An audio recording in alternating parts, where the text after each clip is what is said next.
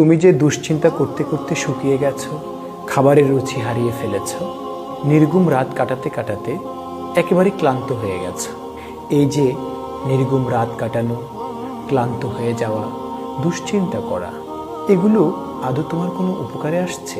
এগুলো আসলে তোমার কোনো উপকারে আসছে না, বরং দুশ্চিন্তা করতে করতে তুমি তোমার মধ্যে মানসিক চাপকে বৃদ্ধি করছো, চলার পথের সাহসকে দুর্বল করছো, বেঁচে থাকার স্বপ্নকে তুমি ধূসর করে ফেলছো। ধরো তুমি সর্বশেষ পরীক্ষায় ভালো ফলাফল করতে পারোনি, ব্যবসা করতে গিয়ে অনেক টাকা লস করেছো, যা তুমি চেয়েছো তা তুমি পাওনি। না পাওয়া, ব্যবসায় লস করা, পরীক্ষায় ভালো ফলাফল না করা, এগুলো এখন তুমি মাথায় নিচ্ছ, টেনশন করছো, নিজেকে শেষ করে দিচ্ছ। ভালো ফলাফল না করা, ব্যবসায় লস করা, যা চেয়েছ তা না পাওয়া, এখন এগুলো তুমি মাথায় নিচ্ছ আর নিজের মধ্যে মানসিক চাপ বৃদ্ধি করছো, নিজেকে শেষ করে দিচ্ছ।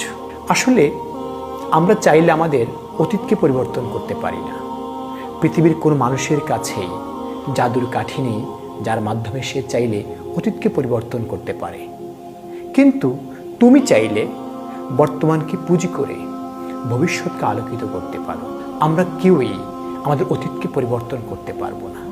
মনে রাখবে, যা হওয়ার তা তো হয়েই গেছে। সেগুলোকে মাথায় নিয়ে চিন্তা করে টেনশন বাড়িয়ে কেন তুমি তোমার বর্তমান সময়ের প্রোডাক্টিভিটিকে নষ্ট করবে, ভবিষ্যৎকে তুমি অনিশ্চিত করবে?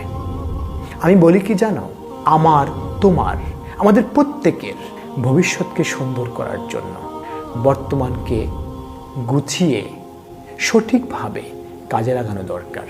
তাই তোমার কাছে, আমার কাছে, আমাদের প্রত্যেকের কাছে আজকে, বর্তমান, এই মুহূর্ত, এই শব্দগুলো অত্যন্ত গুরুত্বপূর্ণ। ভবিষ্যতের চিন্তা, অতীতের চিন্তা না করে তুমি বর্তমানকে কাজে লাগাও। যার বর্তমান যত গোছালো, তার ভবিষ্যৎ তত সুন্দর। আমি তোমাকে বলি কি জানো, তুমি আজকের জন্য বেঁচে থাকো। তুমি আজকের দিনটিকে সর্বোচ্চ কাজে লাগাও, সর্বোচ্চ ব্যবহার করো। তাহলে তোমার অতীত সুন্দর হবে, ভবিষ্যৎ আলোকিত হবে। পৃথিবীতে অতীত বলে কোনো শব্দ নেই, ভবিষ্যৎ বলে কোনো শব্দ নেই, বরং আজকের যেটা বর্তমান, সেটাই আগামীতে অতীত হবে। আজকে তোমার কাছে যেটা ভবিষ্যৎ, সেটাই কিছুদিন পর তোমার কাছে বর্তমান হয়ে ধরা দিবে। তাই আমি তোমাকে বলছি, আজকের দিনটিকে সর্বোচ্চ কাজে লাগাও।